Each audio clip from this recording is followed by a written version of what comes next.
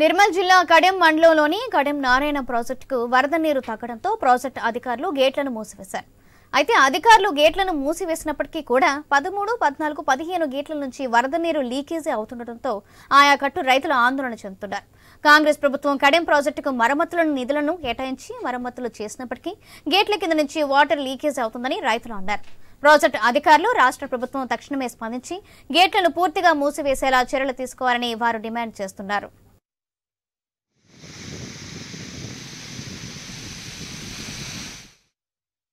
గత అనుభవాలను దృష్టిలో ఉంచుకొని కొత్తగా వచ్చినటువంటి ప్రభుత్వం స్పందించి మరి తక్షణ మరమ్మతుల కోసం కోట్ల రూపాయల నిధులను మంజూరు చేసింది.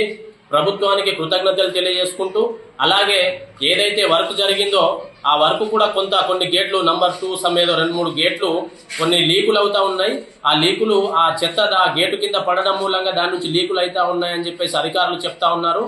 ఆ లీకులు కూడా కాకుండా ఈ ఆనకట్టను కాపాడగలిగితే వాటర్ని నిల్వ ఉంచగలిగితే కింది ఆయకట్టు రైతాంగానికి ఎంతో ఉపయోగకరంగా ఉంటుంది.